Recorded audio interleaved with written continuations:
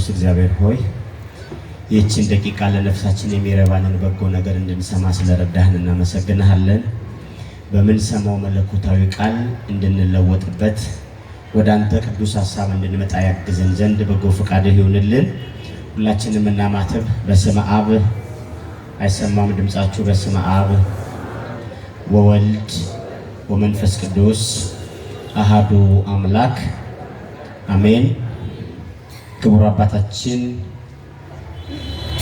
ዶክተር አባ ጴጥሮስ ቆሞስ የዚህ ጥንታዊ ታሪካዊ ገዳም የስብከተ ወንጌል ክፍል ኃላፊ፣ ክቡራን የገዳሙ ልዩ ልዩ ሰራተኞች፣ እንዲሁም የዕለቱ ተጋባዥ ዘማሪ ሊቀ ዲያቆናት ቀዳሜ ጸጋ፣ የእግዚአብሔር ምሕረት ተገብቷችሁ ቸርነቱ በዝቶላችሁ መረጋጋት ከሌለበት ስፍራ ይልቅ ከእግዚአብሔር ጋር ያለ የጥቂት ደቂቃ መረጋጋት እረፍት እንደሆነ ለነፍሳችሁ ገብቷችሁ በዚህ ማለዳ በዚህ የተቀደሰ ቀን በዚህ ቅዱስ ስፍራ የተገኛችሁ አባቶች፣ እናቶች፣ እህቶችና ወንድሞች፣ መንግስተ ሰማያትን ለማየት ምልክት የሆናችሁ ሕፃናት በእግዚአብሔር ሰላም እንደምን አደራችሁ? በጎ ነገር በስቶላችሁ ያደራችሁ እንደምን አደራችሁ? በሌሊታችሁ በዛ የጨለማው ሰዓት እግዚአብሔር ያገዛችሁ እንደምን አደራችሁ? አሜን። ምሕረትና ቸርነቱን ከኛ ሳያርቅ በጎነቱን ከኛ ሳያሸሽ በፍቅርና በምህረት በበጎነት በጥበቃ በዚች ማለዳ በሕይወት ካሉት መካከል ተቆጥረን በጎ በሚሰራበት ስፍራ ተገኝተን መለኮታዊ ድምፁን እንድንሰማ የረዳን የሁላችን አምላክ እግዚአብሔር ክብርና ምስጋና ለስሙ ይሁን። እግዚአብሔርን ያየንባት፣ ስለ እግዚአብሔር የተነጋገርንባት፣ ስለ እግዚአብሔር ያወራንባት፣ የማይዳሰሰውን አምላክ የዳሰስንባት፣ በምድር ላይ ፈጣሪዋን ልጄ ብላ የጠራች የሁላችን እናት እመቤታችን ቅድስት ድንግል ማርያም በሰማይ በክብር የምትጠራ ቅድስት፣ ስለ እናትነቷ ስለ አማላጅነቷ ልጇና ፈጣሪዋ በሰጣት ክብር ልክ ስሟ የተመሰገነ ይሁን። እንግዲህ እግዚአብሔር በፈቀደ መጠን በዝማሬውም ስንማር አርፍደናል፣ በወንጌሉም ስንማር አርፍደናል። ለቀጣዮቹ ጥቂት ደቂቃዎች እግዚአብሔር ይናገረናል፣ እግዚአብሔር ይመክረናል፣ እግዚአብሔር ይገስጸናል። የጸሎታችን መልስ፣ የሐሳባችን እረፍት እያወጣን እያወረድን ለተቸገርንበት፣ በንባ ለራስንበት፣ ለተጨነቅንበት ጉዳይ እግዚአብሔር እንዲህ ብሎ መልስ ከሚሰጠን ነገሮች መካከል አንዱ ይህ የወንጌል ሰዓት ነውና ይህንን ሰዓት ሁሉ አምላካችን ተቆጣጥሮ ለሕይወታችን መልስ፣ ለጭንቀታችን እረፍት፣ ለማጣታችን ማግኘት፣ ለመሰበራችን መጠገን የሚሆን መለኮታዊ ድምፁን እንድንሰማ እርሱ ይፍቀድልን። የምንቆይበት የትምህርታችን ርዕስ የሚሆነው በዚህ በሉቃስ ወንጌል በምዕራፍ 10 ከቁጥር 30 ላይ ያለውን አንድ ኃይለ ቃል በመጠቀም ይሆናል። የሉቃስ ወንጌል ምዕራፍ 10 ከቁጥር 30 አሐዱ ብእሲ ይወርድ እምኢየሩሳሌም ለኢያሪኮ፣ አንድ ሰው ከኢየሩሳሌም ወደ ኢያሪኮ ወረደ። ስንት ሰው? አይሰማም ድምጻችሁ። ስንት ሰው? ድምጻችሁ ከፍ ሲል ለቅዝቃዜውም ጥሩ ነው። ስንት ሰው? ከየት ከኢየሩሳሌም ወዴት? ወደ ኢያሪኮ። ምን አለ? እስቲ ሁላችሁም እዚች ቃል ላይ ትኩረት አድርጉልኝ። የትምህርት ርዕስ ሆኖ አይወሰድም እንጂ ወረደ የሚለውን የትምህርት ርዕስ አድርገን ብንጠቀመው ወድ ነበር፣ ግን ሐሳቡ በመውረድ ብቻ እናንተ ጋር እንዳይቀር ነው። ከኢየሩሳሌም ወደ ኢያሪኮ ምን አለ? ምን አለ? የማይናገር ሰው አለ። ከኢየሩሳሌም ወደ ኢያሪኮ ምን አለ? ሄደ ነው የሚለው? ወረደ ነው የሚለው? ተጓዘ ነው? ወረደ ነው የሚለው? ስለ ቃሉ የአምላካችን የልዑል እግዚአብሔር ስሙ የተመሰገነ ይሁን። እዚህ የሉቃስ ወንጌል ምዕራፍ 10 ላይ ከቁጥር 25 ጀምሮ ያለውን መለኮታዊ ቃል ስናይ የሚገርማችሁ ሁለት የሚደንቁ ሐሳቦች የሚገኙበት የመጽሐፍ ቅዱስ ክፍል ነው። እውነት ነው፣ መጽሐፍ ቅዱስ ላይ ለኛ ሕይወት ያልሆነ፣ ለነፍሳችን እረፍት ያልሆነ፣ ለስጋችንም ዕውቀትና ለመኖር ምክንያት ያልሆነ ቃል አልሰፈረም በመጽሐፍ ቅዱስ ላይ። የብዙዎቹ ስፍራ ሐሳቦች እንዳሉ ሆነው በዚህ ስፍራም እግዚአብሔር ሊናገረን የሚወድበት ሐሳብ ላይ የምናገኛቸው ሁለት ሰዎች አሉ። አንድ በእውቀት በገንዘብና በስልጣን የከበረ ሰውና አንድ ደግሞ ከኢየሩሳሌም ወደ ኢያሪኮ የሚጓዝ ሳይሆን የሚወርድ ሰው እናገኛለን። በሁለቱ ሐሳቦች መካከል መድኃኔ ዓለም ክርስቶስ ሊነግረን የፈለገ ነገር አለ። በሕይወት ዘመናችን ሊቋረጥ በማይችለው የሕይወት ምዕራፍ ውስጥ ሊነግረንና ሊያሳስበን የሚወደው ሐሳብ አለ። የመጀመሪያው ከላይ ያለው ሰው የወረደው አወራረድና ሁለቱም የወረዱ ናቸው። ይሄ ከታች ያለው በአካለ ሥጋ ከኢየሩሳሌም ወደ ኢያሪኮ የወረደ ነው። ሁለተኛው ሰው ደግሞ በሕሊናው ከኢየሩሳሌም ወደ ኢያሪኮ የወረደ ነው። አሁን ለመውረድ የሚያስፈልገው ምንድን ነው? ይሄ ኢየሩሳሌም ተብሎ ከተቀመጠው የክብር ስፍራ ይልቅ፣ ኢየሩሳሌም ተብሎ ከተቀመጠው የነፃነት ስፍራ ይልቅ፣ ኢየሩሳሌም ተብሎ ከተቀመጠው የመትረፍ የመዳን የመባረክ በጸጋ የመኖር እግዚአብሔርን የማየት ልዩነት ሳይኖር በበረከት የመክረም ስፍራ ይልቅ ሰዎች መሃል ላይ የሚደርሰውን አደጋ ሳያስቡ የሚወርዱትን አወራረድ ሉቃስ ሲነግረን ተጓዘ ብሎ አይደለም የሚነግረን፣ ሄደ ብሎ አይደለም የሚነግረን፣ ወረደ ብሎ ነው የሚነግረን። ከዚህ ሐሳብ በፊት አለ ያልኳችሁ በገንዘብ በሀብትና በስልጣን የከበረ አንድ ሰው ክርስቶስን አገኘው። እንድናገኘው ቅዱስ ፍቃዱ ይሆንልን። ክርስቶስን አገኘው።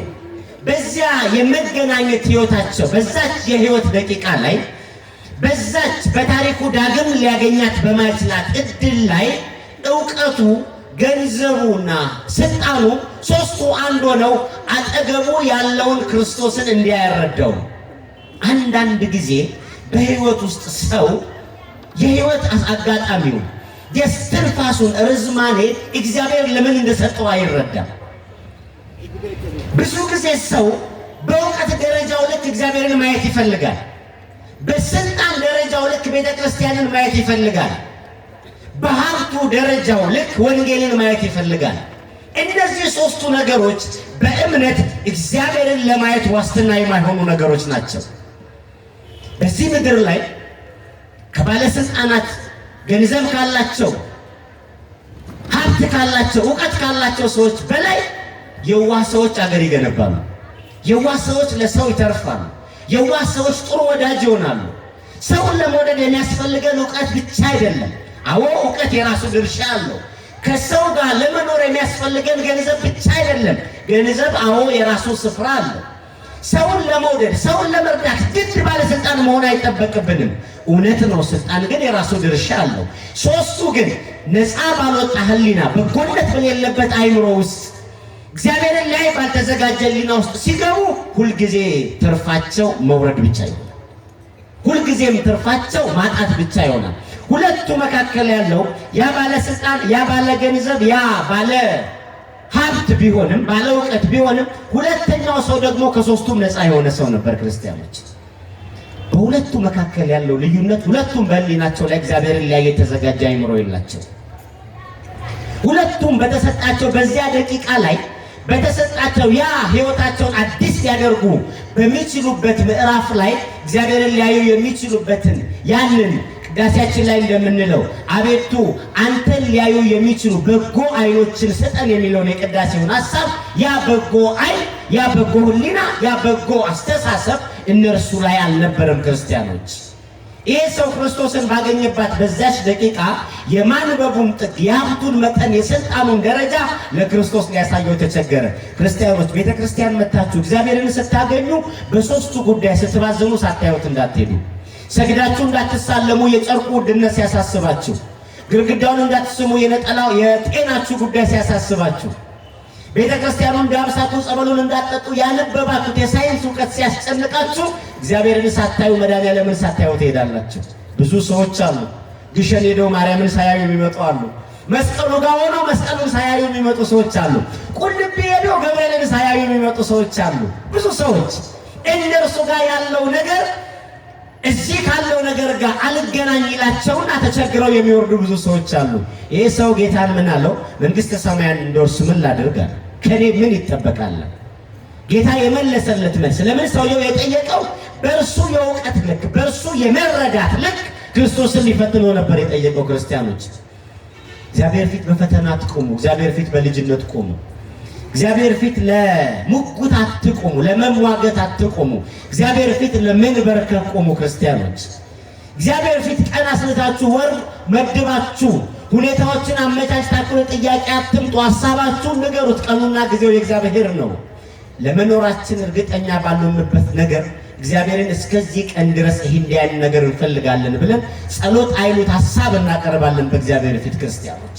እነዚህ ነገሮች ደግሞ በሕይወታችን ለማግኘት ሳይሆን ለማጣት ሕይወታችን በእምነት ደካማ እንዲሆን ከሚያደርጉ ነገሮች መካከል አንዱ ነገር ይሄ ነው። ክርስቲያኖች እግዚአብሔር ፊት በክብር የመቆም፣ እግዚአብሔር ፊት በነፃነት የመቆም፣ እግዚአብሔር ፊት በመንበርከክ የመቆም፣ እንደ ልጅ የመቆም ሐሳብ የሚኖረው ሶስቱ ዓለም የነገረችን ነገሮች እኛ ውስጥ ላይ ተጽዕኖ የማይፈጥሩ ከሆነ ብቻ ነው። ክርስቲያኖች አላያችሁም? ብዙ ሰዎች በገንዘባቸው ልክ እግዚአብሔር ቤት ላይ መኖር ይፈልጋሉ። አንዳንድ ሰዎች በእውቀታቸው ልክ እግዚአብሔር ቤት መኖር ይፈልጋሉ። አንዳንድ ሰዎች በመመላለሳቸው ብዛት እግዚአብሔር ቤት ለመኖር ይፈልጋሉ። አንዳንዶች ደግሞ ባላቸው ተደማጭነት ልክ እግዚአብሔር መቅደስ ላይ ለመንቀሳቀስ ይፈልጋሉ። እነዚህ ሁሉ ሐሳቦች በእግዚአብሔር ፊት ከንቱዎች ናቸው። እግዚአብሔር ፊት የሚቆመው በአንድና በአንድ ነገር ብቻ ነው፣ በቸርነቱ ብቻ። ክብርና ምስጋና ለስሙ ይሁን። በቸርነቱ ብቻ። ይህን ሰው ምን አንብበሃል አለው። የተጻፉት መጽሐፍት ምን ይነግሯል? ለምን? ሰውየው ጸሐፊ ሀገር ነው፣ የተማረ ሰው ነው፣ ያነበበ ሰው ነው። ምን አንብበሃል አለው። ስላነበበው ጉዳይ ነገረው። እንዲያደርግ ጌታ አምላክን በፍጹም ልብ፣ በፍጹም ነፍስ፣ በፍጹም ሐሳብ ውደድ፣ ባልንጀራ አለገል ብሎ የሚነግረውን ነገር ሁሉ ነገረው። አንዲት ነገር ትጎልሃለች፣ እርሱም ባልንጀራህን እንደራስ ውደድ። ይሄ ሰው ሕሊናውና ዕውቀቱ እግዚአብሔርን ለማየት የተዘጋጀ ስላልሆነ እርሱ ጋር ባለው ዕውቀት ልክ እግዚአብሔርን ቸርነት ስለመዘነ አንድ ጉዳይ ገጠመው። ባልንጀራው ማን እንደሆነ አያውቅም። ክርስቲያኖች፣ ሰው በእግዚአብሔር ፊት ገር ካልሆነ በሰዎች ፊት ገር አይሆንም። ሰው በእግዚአብሔር ፊት መንበርከክ ካልቻለ በወዳጆቹ ፊት ቸርነት ሊያሳይ አይችልም። ሰው በእግዚአብሔር ፊት መልካም ሕሊና ከሌለው ሰው ፊት መልካም ሕሊና ሊኖረው አይችልም። ክርስቲያኖች፣ ለዚህ ነው የሚገድሉ ገዳዮች፣ የሚነጥቁ ነጣቂዎች፣ የሚዘርፉ ዘራፊዎች እግዚአብሔርን አያውቁትም። እግዚአብሔርን አያውቁትም። ጨካኞች እግዚአብሔርን አያውቁትም። በሰው እንባ የሚረኩ ሰዎች እግዚአብሔርን አያውቁትም። ባልንጀራዬ ማን ነው? ባልንጀራውን ሳያውቅ ነበር በሶስቱ ነገር ተሾሞ የሚኖረው። በምድሪቱ ላይ ባለስልጣን ሆኖ፣ በገንዘብ ላይ ባለሀብት ሆኖ፣ በእውቀት ላይ ምሁር ሆኖ የሚኖረው ባልንጀራውን ሳያውቅ ነበር። ክርስቲያኖች፣ የእግዚአብሔርን የማወቅ ጥቂት እውቀት ዓለምን ጠቅላላ እንድናውቅ ትረዳናለች። ሰው ቀድሞ ማወቅ ያለበት እግዚአብሔርን ነው። ሰው ቀድሞ ማወቅ ያለበት እግዚአብሔርን ነው። ማየት ካለበት ቀድሞ ማየት ያለበት እግዚአብሔርን ነው። ለዚህ ነው ሐዋርያው ቅዱስ ጳውሎስ በጢሞቴዎስ መልእክቱ በአንደኛ ጢሞቴዎስ ምዕራፍ 6 ቁጥር 6 ላይ ምን ይላል? እግዚአብሔርን ፈልጉት ይላል። እግዚአብሔርን መምሰል ትልቅ ማትረፊያ ነው ይላል። ማንን መምሰል? አልሰማችሁም? ማንን መምሰል? እግዚአብሔርን መምሰል። ክርስቲያኖች፣ በሕይወታችሁ እግዚአብሔርን ምሰሉት። በትዳራችሁ እግዚአብሔርን ምሰሉት። በማጣታችሁ እግዚአብሔርን ምሰሉት። እየፈረሰ ባለ ቤታችሁ እግዚአብሔርን ምሰሉት። እንባ ባልተለየ ቤታችሁ ላይ ሆናችሁ እግዚአብሔርን ምሰሉት። ዘመድ አልባ ሆናችሁ፣ ወገን አልባ ሆናችሁ በምታለቅሱት እንባ አልጋችሁ የራሰ የሚያያችሁ ሰው ሁሉ የተጸየፋችሁ ሰዎችን ለመምሰል አትጣሩ። ባለዝናዎችን፣ ባለገንዘቦችን፣ ባለቤቶችን እነርሱን አትምሰሉ። የእነርሱ ሀብት፣ ዝና፣ የመምሸትና የመንጋት ጉዳይ ሊቀያየረው ይችላል። እግዚአብሔርን መምሰል ግን ሐዋርያው እንዳለው ማትረፊያ ነው። እግዚአብሔርን መምሰል መረጋጋት፣ እግዚአብሔርን መምሰል ነፃነት ነው። እግዚአብሔርን መምሰል በማጣት በሐዘን ውስጥ ደስተኛ መሆን ነው። ሐዋርያው እንዳለን አንድ የሌለን ስንሆን ሁሉ የኛ ነው። ስንት የሌለን ስንሆን? እባካችሁ ንገሩኝ። ስንት የሌለን ስንሆን? አንድ የሌለን ስንሆን ሁሉ የኛ ነው። ሐዘንተኞች ስንሆን ዘውትር ደስ ይለናል። ክብር ለአምላካችን ይሁን። ሐዘንተኞች ስንሆን ክርስቲያኖች በዚህ በምድር ላይ በምናያቸው ቁሳቁሶች ደስታ እንደማናገኝ እርግጠኛ የምንሆነው ባለ ጉልቷ ያላት እንቅልፍ ባለ ፎቆ የለውም። እሷ ዝናብ ዘንቦባት እንደታረደ ዶሮ ሳፋ ለብሳ የምተኛውን እንቅልፍ በባለ ሪሞቱ አልጋ የማይተኙ ብዙዎች አሉ። ለምን? በድህነት ውስጥ እግዚአብሔርን ማየት፣ በለቅሶ ውስጥ እግዚአብሔርን ማየት፣ ዘመድ አልባ ወገን አልባ ተብለው እየተረገጡ እግዚአብሔርን ማየት። ይሄ በውስጣችን ሲመላለስ እሱን ማየት ስንችል እንተርፋለን። እግዚአብሔርን ማየት ስንችል ዕውቀቱ ዕውቀት ይሆናል፣ ዘመዱ ዘመድ ይሆናል፣ ሀገሩም ሀገር ይሆናል፣ የሚበላውም ጤና ይሆናል። እግዚአብሔርን ማየት ስንችል ትዳሩም ትዳር ይሆናል፣ የተወለደውም ልጅ እረፍት እንጂ በሽታ አይሆንም። ተመልከቱ፣ እግዚአብሔር በማይታይባት ምድር ላይ የ80 ዓመት አዛውንት የ25 ዓመት ልጇን በሚኒባስ እየዞረች ለምና ታሳክማለች። እጦራለሁ እንጂ አሳክማለሁ ብላ አልወለደችውም ነበር። ተመልከቱ፣ በየሆስፒታሉ ጎረምሳ ሆኖ የተንጎማለለ እናቱን ከሚያሳክሙ በላይ በስተርጅና በከዘራ ልጆቻቸውን የሚያሳክሙ ወላጆች በዝተዋል። አምላካችን ለምድራችን ምሕረት ያደርግልን። ይሄ ሁሉ የሆነው እኛ ጋር ያለው ዕውቀት እግዚአብሔርን ለማየት አልጠቀምም። እኛ ጋር ያለው ሀብት እግዚአብሔርን ለማየት አልጠቀምም። የቱንም ያህል ክርስቲያኖች ብንሆን ዘረኝነትን አንጸየፍም። የቱንም ያህል ቤተክርስቲያን እየተመላለስን ከልጆቻችን ውስጥ ሌላውን ልጅ አድርገን አንወድም። የቱንም ያህል በህሊና ሚዛን እኖራለሁ እንላለን እንጂ እኛ ቤት እየገነባን ስለሚፈርስባቸው አናስብም። አያችሁ፣ ሰው እግዚአብሔርን ሲያይ ከእነዚህ ነገሮች ነፃ ይወጣል። ሁለተኛው ሰው ደግሞ ሀብትም ገንዘብም ስልጣንም የሌለው ሰው ነው። ይሄ መጀመሪያ ኑሮውን በኢየሩሳሌም ያደረገ ሰው ነው። በኢየሩሳሌም ከሚገኘው እረፍት የተጠቀመ ሰው ነው። ከኢየሩሳሌም ባለው በረከት የተባረከ ሰው ነው። በኢየሩሳሌም ባለው መረጋጋት የከረመ ሰው ነው። በኢየሩሳሌም ባለው ነገር የጸና ሰው ነው። መከራ ገጥሞት አያውቅም። ሊመጣ ይችላል። ዘበጸጋ የሆነ በጸጋ የሆነ በረከትን የያዘ እንጂ ይሄ መከራ ሊያመጣ ለሞት አሳልፎ ሊሰጥ ለሚችል መከራ ያልተሰጠ ሰው ነው። የሚገርማችሁ ይሄ ሰው በኢየሩሳሌም እየኖረ የኢየሩሳሌምን ዋጋ ያውቅም ነበር። እስቲ ሁላችሁም ነገሩኝ፣ የማንን ዋጋ ያውቅም ነበር? በኢየሩሳሌም እየኖረ የኢየሩሳሌምን ዋጋ ያውቅም ነበር። በኢየሩሳሌም እየጸለየ የኢየሩሳሌምን ዋጋ ያውቅም ነበር። በኢየሩሳሌም ሰላም እየኖረ የሰላምን ዋጋ ያውቅም ነበር። የኢየሩሳሌምን በረከት ያውቅም ነበር። ዛሬ እኔና እናንተ የቤተ ክርስቲያንን ዋጋ እንደማናውቀው፣ ዛሬ እኔና እናንተ የጸበሉ ዋጋ ብዙ እንደማይደንቀን፣ ዛሬ እኔና እናንተ የመስቀሉ ዋጋ፣ የቅዳሴው ዋጋ፣ የክህነቱ ዋጋ፣ የወንጌሉ ዋጋ፣ የዝማሬ ዋጋ እንዳልገባን እንዳልተረዳ ነው። ይሄ ሰው በኢየሩሳሌም እየኖረ የኢየሩሳሌም ዋጋ ያልገባው ሰው ነበር። ክርስቲያኖች፣ በሕይወት ውስጥ ትልቁ ስብራት በኢየሩሳሌም እየኖሩ ኢየሩሳሌምን አለመረዳት። በሕይወት ውስጥ ትልቁ ስብራት ያጣነው ቀን ሰብሮ ወደኋላ የሚመልሰን፣ ባልተረዳነው ቀን ወደኋላ ሊመልሰን የሚችል፣ ባልተገነዘብነው ቀን ከእጃችን መውጣቱ አጥንታችንን በልቶ ባዶ ሊያስቀረን የሚችል ጉዳይ ቢኖር እጃችን ላይ እያለ ያልተረዳነው ጉዳይ ነው። አለ ይሄ ነገር በብዙዎች ዘንድ አሉ። ባሎች በትዳር ዓለም እየኖሩ አንቺን ካገኘው ቀን ጀምሮ ቤቴ እሳት ነው ይላሉ። ሚስቶች አንተ ከገባ ጀምሮ በረከት ሄደ ይላሉ። በወለዱት ልጆች እነዚህ ልጆች መጡ ስራ ቆምኩ ይላሉ። በሕይወታቸው ሰዎች እግዚአብሔርን በተሰጣቸው ነገር ማየት ማይችሉ ከሆነ ምን ጊዜም ከወጡበት ደረጃ ይወርዳሉ። ባለትዳሩ ከትዳሩ ይወርዳል። ተማሪው ከትምህርቱ ይወርዳል። ነጋዴው ከንግዱ ይወርዳል። ሹመኛው ከሹሙ ይወርዳል። ለምን? እግዚአብሔርን ያላየ ስለሆነ። ይህ ሰው በኢየሩሳሌም እየኖረ የኢየሩሳሌም ዋጋ አልገባው። በመጽሐፍ ቅዱስ ላይ ሁለት በከተማና በሀገር ተመስለው የሚጠሩ ከተሞች አሉ። አንዷ ኢየሩሳሌም ነች፣ አንዷ ባቢሎን ነች። ኢየሩሳሌም የንጉሱ ከተማ ነች፣ የሰላም አምድ ነች፣ የእግዚአብሔር ስም ብቻ የሚጠራባት፣ ያለቀሱ ሰዎች እንባቸው የሚታበስበት፣ የወደቁ ሰዎች የሚነሱበት፣ በዘመድ ብዛት በወገን ቁጥር ሳይሆን ሰው ሁሉ በእግዚአብሔር ቸርነት የሚኖርባት አደባባይ ኢየሩሳሌም ነች። እግዚአብሔር ብቻ በእግዚአብሔርነት ነግሶ የሚጠራባት፣ እግዚአብሔር ብቻ በአምላክነቱ ጸንቶ የሚኖርባት፣ ትከሻው ሰፊ የሆነ አምላክ የከፋቸውን ሰዎች በትከሻው ይዞ በጎን ቀን የሚያሳይበት ስፍራ ኢየሩሳሌም ነች።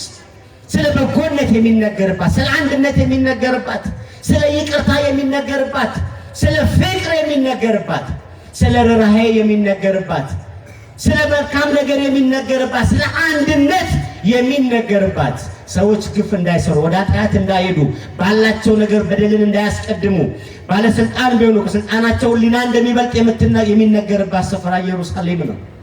ደሃና ሀብታሙ እኩል የሚታይበት ያለቀሱ ሰዎች በደስታ የሚመለሱበት የጨነቃቸው ሰዎች አርፈው ተረጋግተው እግዚአብሔርን አይተው የሚሄዱበት ስፍራ ኢየሩሳሌም ነች።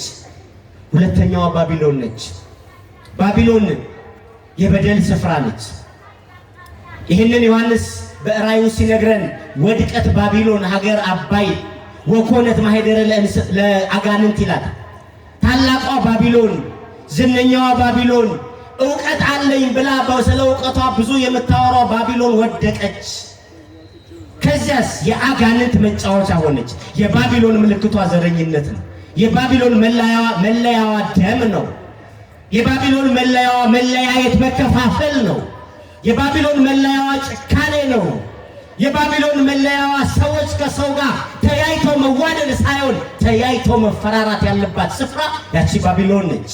የነፍስ ገዳዮች ምድር፣ እግዚአብሔርን የማያዩ ሰዎች ምድር፣ ለአጋንንት ተላልፋ የተሰጠች ምድር። በባቢሎን ትሰሩ ይሆናል፣ በረከት የላችሁም። በባቢሎን ታገቡ ይሆናል፣ ሰላም የላችሁም። በባቢሎን ትወልዱ ይሆናል፣ እረፍት የላችሁም። በባቢሎን ትዘሩ ይሆናል፣ አታጭዱም። በባቢሎን አጭዳችሁ እንኳን ቢሆን የበላችሁት ሕመም ይሆናል፣ የበላችሁት እርግማን ይሆናል፣ የበላችሁት ሰላም የለውም፣ የበላችሁት ለልጆቻችሁ አይተርፍም። እየበሉ የሚራቡ ህዝቦች ያሉባት ከተማ ባቢሎን ነች። ለምን? በአጋንንት ስለምትመራ። የአጋንንት በባቢሎን የሚሰራው ስራ ምንድን ነው? መለያየት፣ ዘረኝነት። ባቢሎን ማለት የስሙ ትርጉም ራሱ ዝሮ መለያየት፣ መበጣጠስ፣ መከፋፈል፣ አንድ አለመሆን፣ መበተን ማለት ነው። ክርስቲያኖች ሰው የቱንም ያህል ጥበበኛ ቢሆን በዚህ ጥበበኛነቱ ላይ እግዚአብሔርን ካላስቀደመ የስሙ ትርጉም የእውቀቱ ቋንቋው መለያየት ይሆናል። ባቢሎናውያን ባላቸው ዕውቀት ልክ ያንን ሰውዬን የሚመስሉት ያ ሰው ባለው ዕውቀት ክርስቶስን ሲያገኘው ስለ በደሉ ወድቆ ከመነሳት ይልቅ ስለ አገሩ ከመጸለይ ይልቅ ስለ ልጆቹ ከመለመን ይልቅ ስለ ሀብቱ ከመጠየቅ ይልቅ እርሱ በክርስቶስ ኢየሱስ ላይ ዛጋ የፈተና ቋንቋዎችን የመውደቅ ቋንቋዎችን ይናገር ጀመር። ባቢሎናውያንም በነበራቸው ታላቅ የስልጣኔ ደረጃ ያሰቡት ትልቁ ነገር ምንድን ነው? ግንብ ገንብተው እግዚአብሔርን መውጋት ነበር። ትዳርን ስትወጋ በየቀኑ እግዚአብሔርን እየወጋህ ነው። ሰው ስታሳዝን እግዚአብሔርን እየወጋህ ነው። ዘረኛ ስትሆን ልክ እንደ ባቢሎን ገንብተህ እየወጋህ ነው። ሰው ይናገራል እኮ ሙልጭ አድርጌ ስሳደብ ልቤ ይረካል ይላል። ልክ ባቢሎናውያን ከወጉ በኋላ ሰይጣን በመተት የሚያደርግባቸው ነበር። በወጉት ጦር ላይ ደም እየቀባ ይነካቸው። አብን ወጋ ነው ወልድን ወጋ ነው ይላሉ። ዛሬ አንተ በተማመንከው ነገር ተሳደበ አንጀቴ ቅቤ ጠጣ ስትል ልክ የወጋው ነገር ሰይጣን በአስማት ደም ቀብቶ እየሰጠህ ነው። የባቢሎናውያን ችግር እግዚአብሔርን የማያ አልነበራቸውም። የባቢሎናውያን ዕውቀት እግዚአብሔርን ለመመልከት የሚረዳ ዕውቀት አልነበራቸው። የባቢሎናውያን የህሊና ደረጃ፣ የባቢሎናውያን የማስተዋል ደረጃ ግፍን የሚጸየፍ አልነበረም። ክርስቲያኖች የባቢሎናውያን የማስተዋል ደረጃ ቢያንስ በህይወታቸው ላይ መቅደም የሚገባው እግዚአብሔር እንደሆነ ለማስተዋል ያልታደሉ ነበሩ። ለዚህ ነው ዮሐንስ በራእዩ ባቢሎንን ከርቀት አያትና የአጋንንት ማደሪያ ሆነች አለ። ከዚያ በኋላ በባቢሎን እረፍት ተነግሮ አያውቅም። በባቢሎን አንድነት ተነግሮ አያውቅም። ዛሬም እኮ ሳናውቀው ብዙዎቻችን ባቢሎን ሆነናል። ክርስቲያኖች ዛሬ ሳንረዳው ብዙዎቻችን ባቢሎናውያንን መስለናል። በዚህ ሰዓት ላይ አሁን እናንተ በሌሊት ተነስታችሁ ከዚህ ስፍራ ወደዚህ ስፍራ ሄዱ ብትባሉ የምትፈሩት ጅብ ብታዩ ነው? ሰው ብታዩ ነው የምትፈሩት? አቤት ሰው ብናይ ነው የምንፈራው። ተነስታችሁ ከዚህ 700 ኪሎ ሜትር ማትሄዱት አዲስ አውሬ ከሰማይ ተወርውሮ ነው? አይደለም። ሰው አውሬ ሆኖ ነው። ሰው ባቢሎናዊ ሆኖ ነው። ሰው ጨካኝ ሆኖ ነው። ሕፃን ልጅ የምንገል ህዝቦች፣ ሽማግሌ ገለን የምንጎትት ሰዎች። ሰው ከሞተ አልቋል እኮ ጨርሷል። ሰው ከሞተ ምን ይጠበቃል? የገዳይነታችን ጥግ የአጋንንት ማደሪያ መሆናችን ትልቁ ምልክት የሞተ ሽማግሌ በሰራት ከተማ ላይ የጎተትን አልቅሰናል። ይሄ ሁሉ እንባ በዚህ ምድር ላይ ያለ እንደ ሀገር የወረድነው ከዚህ ነው። እንድናስተውል አምላካችን ይርዳል። ይሄን ሰው ከባቢሎን ከኢየሩሳሌም ወረደ ይለናል። ከኢየሩሳሌም ወርዶ ወደ ኢያሪኮ ሄደ። ከኢየሩሳሌም ወርዶ ጉዞውን ወደ ኢያሪኮ አደረገ። በዚህ መሃል ላይ ወንበዴዎች አግኝተው ደበደቡት። ምኖች አግኝተው ደበደቡት? አቤት! ይሄ ነው ክርስቲያኖች። ወንበዴዎች አግኝተው ደበደቡት። ቀድሞስ ቢሆን ሰው ከኢየሩሳሌም ከወረደ ምን ይጠብቀዋል? ከኢየሩሳሌም የወረደ ሰው ምን ያገኛል? ከኢየሩሳሌም የወረደ ሰው የቱን ያህል ያርፋል? ከኢየሩሳሌም የወረደ ሰው የቱን ያህል ተስፋ ያገኛል? ክርስቲያኖች፣ ከኢየሩሳሌም የወረደ ሰው ምን መማፀኛ አለው? ከኢየሩሳሌም የወረደ ሰው ምን መረጋጊያ አለው? ከኢየሩሳሌም የወረደ ሰው ምን ዋስትና አለው? ከእግዚአብሔር እጅ መውረድ እኮ ነው። ከኢየሩሳሌም መውረድ እኮ ከፍቅር መውረድ ነው። ከኢየሩሳሌም መውረድ ከአንድነት መውረድ ነው። ከኢየሩሳሌም መውረድ እኮ ከመከባበር መውረድ ነው። ከኢየሩሳሌም መውረድ እኮ ከቤተ ክርስቲያን መውረድ ነው።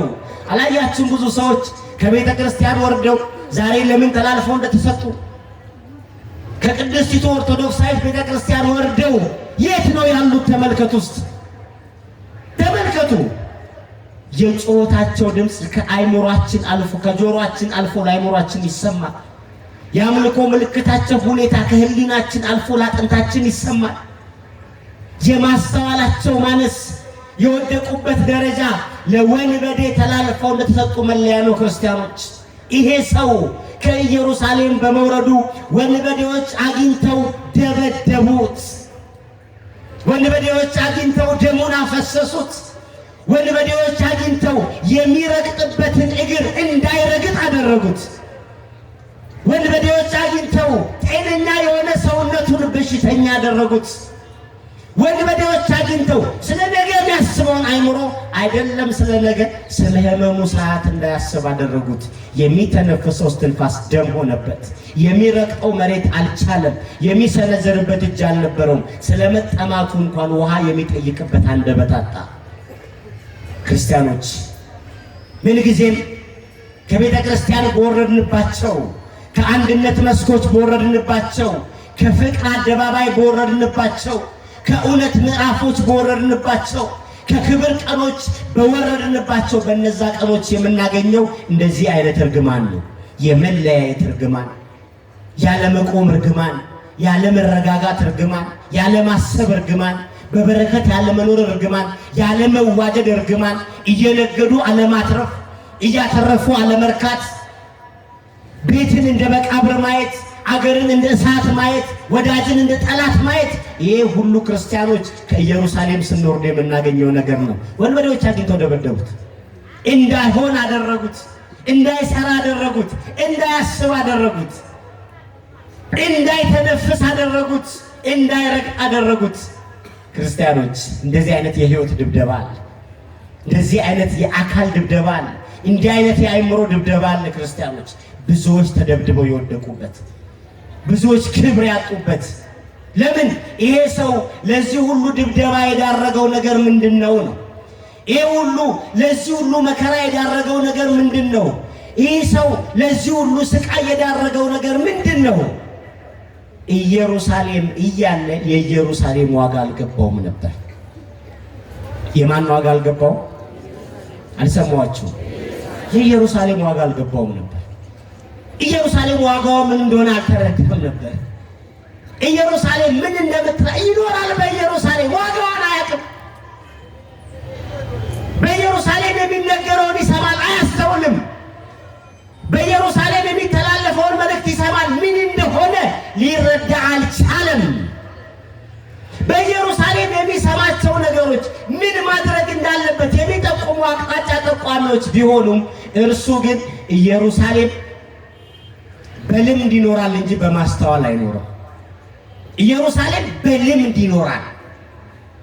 ኢየሩሳሌም በልምድ መኖር፣ ኢየሩሳሌምን ሳይረዱ በልምድ መኖር፣ ኢየሩሳሌምን ሳይረዱ በልምድ መመላለስ፣ ኢየሩሳሌምን ሳይረዱ በልምድ ዝም ብሎ መክረም፣ ማስተዋል የሌለበት መክረም፣ መረዳት የሌለበት መክረም። ክርስቲያኖች፣ ኢየሩሳሌም ቤተ ክርስቲያን ነች። ስንቶቻችሁ የቤተ ክርስቲያንን ዋጋ ከልምድ ይልቅ በሕይወት ታደርጉታላችሁ? ብዙዎቻችን ወደ የትም ስፍራ ስንጓዝ ለምንጓዝበት ስፍራ አጀንዳ ይዘን እንደዚህ ብዬ እንደዚህ አድርጌ በዚህ ሰዓት ደርሼ በዚህ ሰዓት እወጣለሁ ብለን ነው የምንሄደው። ስንቶቻችሁ ቤተክርስቲያን በዚህ መልኩ አጀንዳ ይዛችሁ ትመጣላችሁ? ቤተክርስቲያን እጂ ከአምላኬ ጋር እንደዚህ ተነጋገረ፣ እርሱ የሚነግረኝን ተረጋግቼ ሰምቼ፣ እርሱ የሚነግረኝን ተረጋግቼ አከናውኜ፣ እርሱ የሚለኝን ተረጋግቼ ከሰማሁ በኋላ ለመተግበር እንደዚህ ምንል የለንም። ክርስቲያኖች የለንም። ቅዳሴውን በልምድ ነው፣ ኪዳኑ በልምድ ነው። ቅዳሴው መሃል ላይ ለዚህ ሞተ ከግዚኦ አቤቱ ሞትን እናስባለን ሲባል እያፋሸከ የሚያዜም ሰው ብዙ ነው። ምን እንደሚል አያውቅማ። ለምን? ቅዳሴውን በልምድ ነው የሚያስቀድሰው። ጸበል ወረፋው ከረዘመበት ወረፋ ለሚያስረክቡ ሰዎች ወይ በጥብጦ ወይ ገንዘብ ከፍሎ ወረፋውን አልፎ ተጠምቆ ለመዳን ያስባል። ቅዳሴ ሊያስቀድስ መጥቶ በድብድብ ወንበር ያስለቅቃል። ታቦት ሊያከብር መጥቶ ሽማግሌ እየገፋ ከፊት ለፊት ልለፍ ይላል። አያችሁ፣ ይሄ ሁሉ የልምድ ህይወት ነው። የልምድ ዝም ብሎ መመላለስ ብቻ። ልክ ሰውየው ኢየሩሳሌም እያለ ይገርማችሁ፣ እሱ በነበረባት ኢየሩሳሌም ተጨንቀው የነበሩ ሰዎች አብዝተው አርፈዋል። የሚያለቅሱ ሰዎች የደስታ ሳቅ ስቀዋል። እሱ ግን ኢየሩሳሌም እየኖረ አይረዳም። የትም ቦታ ስትገቡ፣ በየትም ስፍራ ስትገኙ ለምትገቡት ለምትረግጡት ስፍራ ማናችንም ክብር አለ። እግዚአብሔርን ልስማ ብላችሁ ቤተክርስቲያን ሄዳችሁ ታውቃላችሁ? አሁን ዛሬ ሰው በዚህ ልክ የሞላው መድኃኒዓለም ስለሆነ ነው። ዕለቱ 27 ስለሆነ ነው። ነገ ብትመጡ ይሄ ህዝብ የለም።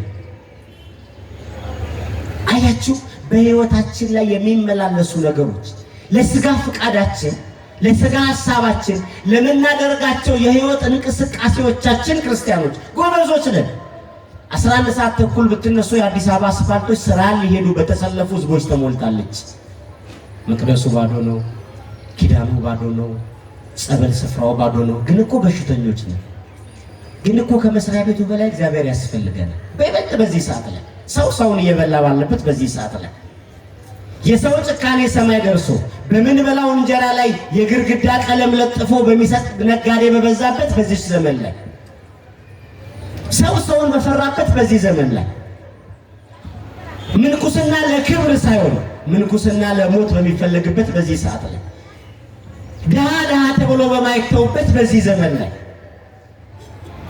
ነጋዴ ያላቸው ሰዎች እጅጉን ጨካኝ ሆነው በሚታዩበት በዚህ ዘመን ላይ የተማሩ ሰዎች ደግሞ እረፍታችንን ሳይሆን ልዩነታችንን ለመናገር በሚቸኩሉበት በዚህ ዘመን ላይ ከእግዚአብሔር በላይ እረፍት የለንም ክርስቲያኖች። ከእግዚአብሔር በላይ የሚያረጋጋን የለም። አብዝተን ልንፈልገው የሚገባ ነገር ቢኖር እሱ እግዚአብሔር ነው። የእርሱ የእግዚአብሔር ድምፅ ነው። አብዝተን ልንሰማ የሚገባው ነገር ቢኖር እግዚአብሔርን ነው። እጅግ የሚገርማችሁ በዚህ በሉቃስ ወንጌል በምዕራፍ 2 ላይ የምታገኙት ከቁጥር 47 ላይ የምታገኙት አንድ ነገር ሁልጊዜ በህሊናችን ላይ የሚመላለስ ቃል ነው ክርስቲያኖች። ይሄ ጌታችን መድኃኒታችን ኢየሱስ ክርስቶስ በዚያ በሕፃንነት ወራቱ በ12 ዓመቱ ከእናቱ ከእመቤታችንና ከዚያ ከጠባቂው ከዮሴፍ ጋር ሆነው ወደ ኢየሩሳሌም እንዲሄዱ መጽሐፍ ይነግረናል። ወዴት ሄዱ? አልሰማችሁ? ወደ ኢየሩሳሌም ለአምልኮ ሄዱ። አምልኮ ለመፈጸም ሄዱ። እኔና እናንተ ደብረ ሊባኖስ እንደምንሄደው፣ አክሱም ጽዮን እንደምንሄደው፣ እኔና እናንተ ግሸን ቁልቢ እንደምንሄደው ያን ጊዜም የነበረ ስርዓት ነውና ወደዚያ ስፍራ ሄዱ። በሰዓቱ ሄደው ሶስቱም አምልኮ የሚፈጽመው ፈጽሞ የሚሆነው ነገር ሁሉ ከተከናወነ በኋላ ከበዓሉ በኋላ ተመለሱ።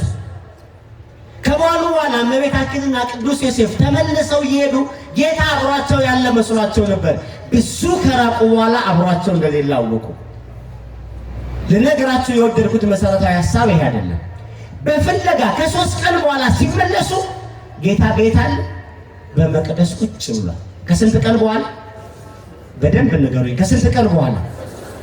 አቤት! ምኑ ካለፈ? በዓሉ ካለፈ፣ እስክስታው ካለፈ፣ ጭፈራው ካለፈ፣ ግርግሩ ካለፈ፣ ለበዓል የተሰራው ዲኮር ሁሉ ካለፈ በኋላ ጌታ በቤተ መቅደስ አለ። በዓሉ ካለፈ በኋላ፣ ግርግሩ ካለፈ በኋላ፣ ሁከቱ ካለፈ በኋላ፣ ያ ሁሉ ዝማሬው፣ ትምህርቱ፣ ምኑ ካለፈ በኋላ ጌታ በቤተ መቅደስ አለ። ይገርመኛል። እኛ ጋር ደግሞ ተቃራኒ ነው። የበዓል ሰሞን ቤተ ክርስቲያኑ ሰው ብቻ ነው። ከበዓል በኋላ ማን አለ? ማንም። አንዳንድ ሰው አለ መንገድ ላይ አግኝታችሁ ወዳጃችሁ ሆኖ ቤተክርስቲያን እንዲስቱት እንደሚላችሁ እንደሚለው ዛሬ ቀኑ ምንድነው አይደል? ቤተክርስቲያን እንዲስ እንባል ምንድነው ዛሬ? አያችሁ እንዴ ነን እኛ ዛሬ ቀኑ ምንድነው? ቤተክርስቲያን ጌታ ግን በዓሉ ካለፈ በጣም ነው የሚደንቃችሁ ክርስቲያኖች። በዓሉ አልፎ ግርግሩ አልፎ ጌታ በቤተ መቅደስ አለ እየነገረን ነው። በበዓሉ ብቻ ሳይሆን ከበዓሉም በኋላ አትጥፉ እያለ ነው። በበዓሉ ብቻ ሳይሆን ከበዓሉም በኋላ እዚህ ሁኑ እያለን ነው። በበዓሉ መገኘት አብይ መሆኑን የምናውቀው ቀድሞ ከበዓሉ ከመከናወኑ በፊት ከእናቱ ከዮሴፍ ጋር ተገኝቷል በዚያ ቤተ መቅደስ። በዓሉ ካለፈ ከ3 ቀን በኋላ ከየት አልወጣም? ከቤተ መቅደስ አልወጣም። ክርስቲያኖች አያችሁ፣ በኢየሩሳሌም እየኖሩ ኢየሩሳሌምን አለመረዳት ይሄ ነው። እቺ ቤተ ክርስቲያን እንዴት አድርጋ እንደተሸከመች እቺን ሀገር ወተን ለመግባታችን እየጠፋ ዳግም በጭላንጭል ለሚመለሰው ሰላም የዚች ቤተ ክርስቲያን መቃተት አልገባንም። ተመልከቱ፣ አሁን እኛ ሀገር የተሰበከው የልዩነት ስብከት፣ እኛ ሀገር የተነገረው የልዩነት ንግግር፣ እኛ ሀገር የተነገረው የመለያየት የመጠፋፋት ንግግር በየትም ዓለም ተነግሮ አያውቅም። ክርስቲያኖች ታውቃላችሁ፣ ይሄንን በየትም ዓለም አልተነገረም። ሩዋንዳ ያን ያህል ሚሊዮን ሕዝብ ያጡት ምን ተባብለው ይመስላችኋል? አንዱ ብሔርን በረሮ ብሎ ሰድቦ። እኛ ሀገር ሲጀመር የምትጠሉትን ሰው በረሮ አትሉም። እኛ ሀገር በረሮ ስድብ አይደለም። እኛ ምን ያልተባባል ነው አለ። ግን አሁንም በዚህ ኢየሩሳሌም ስለኛ አንድነት ይጨዋል። ክብርና ምስጋና ለአምላካችን ይሁን። በእውነት ያ ሁሉ ነገር ስለኛ እየተነገረ የምንኖረው ዋጋዋን ባልተረዳንባት ቤተክርስቲያን ነው። እንደውም አሁን ጠላት ብሎ ታክቶ ደክሞት እኛን በከፋፍሎ ለያይቶ ሁሉ አልበቃለውና ራሷ ቤተክርስቲያኗን ጀመራት ዘረኛው። እያችሁ ክርስቲያኖች፣ እኔና እናንተ ግን ልክ ያ ኢየሩሳሌም እንደነበረው ከኢየሩሳሌም ወደ ኢያሪኮ ሴት ወንበዴዎች እንደደበደቡት ሰው ዋጋው አልገባን። ዛሬ እኔና እናንተም ለወንበዴ ተላልፈን ተሰጠናል። በየመንገዱ ስለኛ የምንሰማው ነገር መጥፎ ነው። ስለሚቃጠሉ ቤተ ክርስቲያኖቻችን የምንሰማው ነገር ልብ ይሰብራል። ስለሞቱ አባቶቻችን ስንሰማ ልባችን ያዝናል። ሌላ ሀገር ስንሰማው በስመ አብ ላለው ጉዳይ ዛሬ ጎረቤታችን ላይ ስንሰማው ነፍሳችን ትሰነጠቃለች። ክርስቲያኖች ልጆች ይጠብቁ ያልናቸው ሕፃናት የልጅ ገዳይ ሲሆኑ የበደላችን ውጤት እኮ። አደራ ያልናቸው ሰዎች ከአደራ አልፎ ነፍሰ ገዳይ ሲሆኑ፣ ደግ ያልናቸው ሰዎች ጨካኝ ሲሆኑ፣ ያተርፉናል ያልናቸው ሰዎች ለመጥፋታችን ምክንያት ሲሆኑ፣ በዚህ ሰዓት ከኢየሩሳሌም አለመውረድን የመሰለ ረፍት የለም። በዚህ ሰዓት ላይ በኢየሩሳሌም ከመጽናት በላይ መረጋጋት የለም። በዚህ ሰዓት ላይ በኢየሩሳሌም ከመቆየት በላይ የምናተርፈው ነገር የለም። ክርስቲያኖች በዚህ ሰዓት ላይ በኢየሩሳሌም ቆይቶ እግዚአብሔርን የሚለንን ከመስማት በላይ ያነበብናቸው መጻሕፍት፣ በምድራችን ላይ የበቀሉ ምሁራን፣ በሀገሪቱ ላይ ያሉ ባለሀብቶች፣ እነዚህ ሁሉ ሰላም ለመሆናችን ለመትረፋችን ምክንያት አልሆኑ። እነዚህ ሁሉ ክርስቲያኖች ዘምረን ስንዘፍን ደቂቃ አይወስድብንም። ዘምረን ስንዘፍን እርስ በርስ በእያንዳንዳችን መካከል ያለው የፍቅር መቀዝቀዝ በምድሪቱ ላይ የሚከፈቱ የግሮሰሪ ቤቶችን ቁጥር አልቀነሰም። የሰካራሞችን ቁጥር አልቀነሰም። የዘፋኞችን ቁጥር አልቀነሰም። በምድራችን ላይ የምናየው የሚያሳዝኑን ብዙ ጉዳዮች እግዚአብሔር ፊት ተንበርክከን ለመጮህ ምክንያት አልሆኑንም። ዛሬም ልክ እንደ ኖህ ዘመን ህዝቦች እየሄድን ወደ መከራ እየሄድን ወደ ልዩነት፣ ወደ በደል፣ ወደ ኃጢአት እየሄድን ዛሬም ለመመለስ ፈቃደኛ አይደለንም። ክርስቲያኖች ይህ ሰው ብዙ በኢየሩሳሌም የማንቂያ ነገሮች ተነግረውታል። ብዙ የማስተዋል ምክሮች ከኢየሩሳሌም ተለግሰውታል። በፍጹም ኢየሩሳሌም ላይ ምን እንደሚባል አላስተዋለም። በኢየሩሳሌም ምን እንደሚነገር አላስተዋለም። ክርስቲያኖች ስታስቀድሱ ታስተውላላችሁ። ወንጌል ሲሰጥ ታስተውላላችሁ። እግዚአብሔር ምን እያለኝ ነው ትላላችሁ። መዝሙር ዘማሪው ሲዘምር በዚህ ግጥም ውስጥ እግዚአብሔር ምን እየነገረኝ ነው ትላላችሁ። ክርስቲያኖች ትላላችሁ። ድንገት አሁን እየሰማን ባለው ቅዳሴ እየሰማን ባለው ኪዳን ላይ እየሰማን ባለው ወንጌል እየሰማን ባለው ዝማሬ መካከል እግዚአብሔር እንደዛ ሰውዬ ከመውረዳችን በፊት በሕይወታችን ለመጨረሻ ደቂቃ እየነገረን ያለ የሕይወት ምክር ቢኖርስ? የዛሬ ወር በሰማነው ወንጌል ምን አይነት ነገር ምን አተረፈን? የዛሬ ሳምንት አስቀድሰን ምን አይነት ሰዎችን ቆረብን? ንስሐ ገባን? ክርስቲያኖች ይህ ሰው እነዚህ ነገሮች ዋጋ አልገቡትም። እግዚአብሔር ምን አለኝ በሉ እስቲ ክርስቲያኖች። በቅዳሴው እግዚአብሔር ምን አለኝ? በወንጌሉ እግዚአብሔር ምን አለኝ? በዝማሬው እግዚአብሔር ምን አለኝ? በእያንዳንዱ የሕይወት መልእክቶች እግዚአብሔር ምን አለኝ? ዛሬ በዚህ ማለዳ ቁጭ አድርጎ ይሄንን ድምፁን የሚያሰማኝ ምን አይነት ልጅ ሆኜ እንድገኝ ነው ብላችሁ እስቲ እግዚአብሔርን ጠይቁት። ምን እያልከኝ ነው አባቴ ወይ በሉት እስቲ። በመዝሙሩ ምን እያልከኝ ነው? በወንጌሉ ምን እያልከኝ ነው? አንዳንድ ሰው አለ መጥቶ በር ላይ ለምን እንደሚቆም የማያውቅም፣ ውስጥ ለምን እንደሚገባ የማያውቅም። በር የቆመው ቸኩሎ አይደለም እኮ አያውቅም፣ እዛው በር ሆኖ ይጨርሳታል። ሰይጣን ደግሞ ተረጋግቶ ገብቶ በዚህ አጸድ ላይ የሚገኘውን እርጥበቱንም ደረቁንም ነክቶ አርፎ እንዳይሄድ በበር ያቆም። አልመጣውም እንዳይል እስከ በር ያመጣዋል። ከመጣ በኋላ ደግሞ እንዳይገባ ይከለክለዋል። እዚህ ማለት ደግሞ ያለው እንዳይመጣ ቢፈልግም ያስገባውና ሐሳቡን ይወስድበታል። እግዚአብሔር ለሕይወቱ ይናገራል። እግዚአብሔር ተስፋ ለቆረጠበት ትዳሩ ይናገራል። እግዚአብሔር ለሚያነባበት የጤናው ጉዳይ ይናገራል። ስለ ቤተሰቡ ጉዳይ ይናገራል። ባዘነበት ጉዳይ ይናገራል። በተበሳጨበት ጉዳይ ይናገራል። አትከፋ ይለዋል። ተረጋጋ ይለዋል። ግን አይሰማም። ሕሊናውን ወስዶበታል።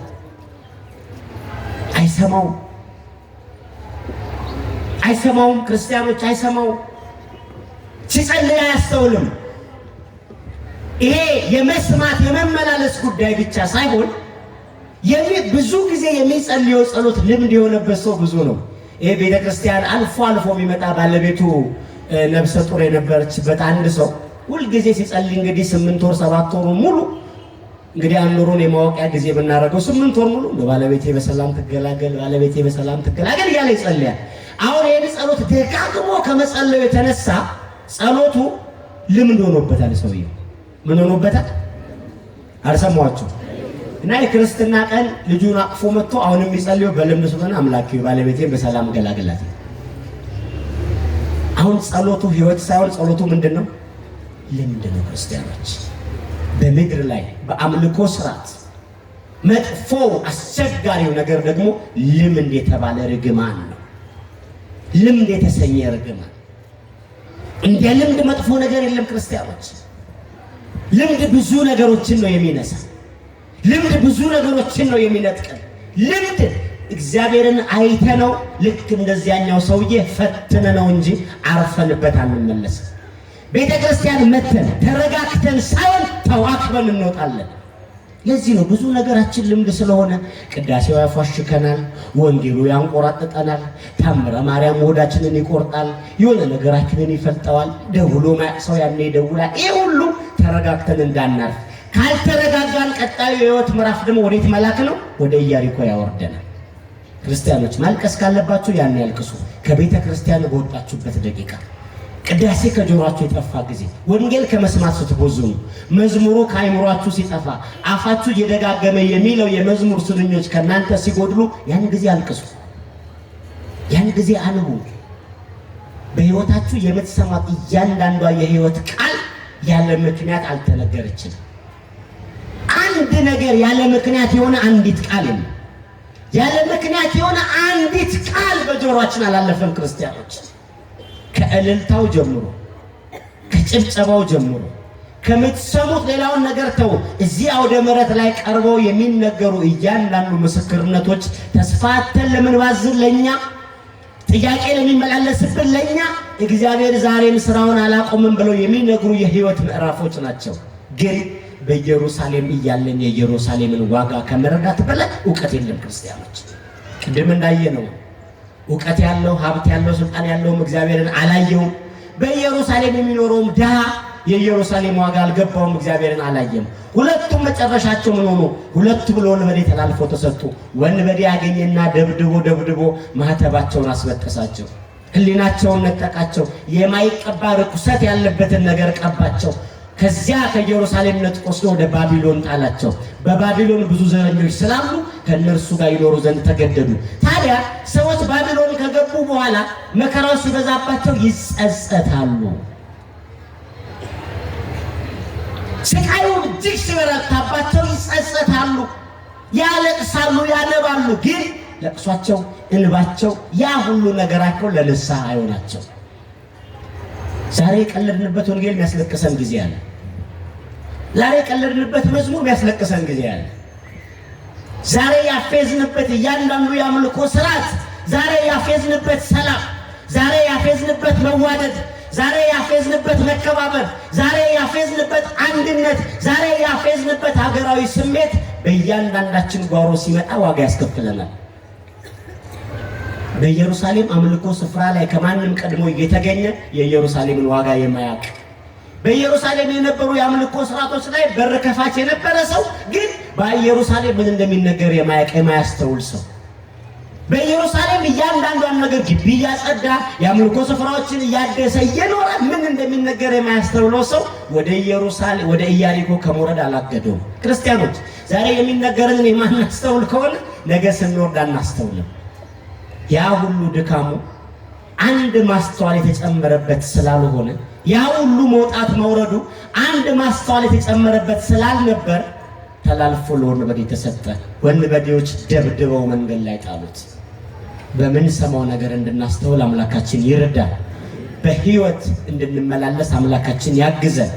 ምን ሰማትን እያንዳንዷን መለኮታዊ ቃል ምን ሰማትን እያንዳንዷን የእግዚአብሔር ድምጽ በህይወታችን አስበን አሰላስለን እንድንተርፍባት የቅዱሳን አምላክ እግዚአብሔር ያግዘን። ስብሐት ለእግዚአብሔር።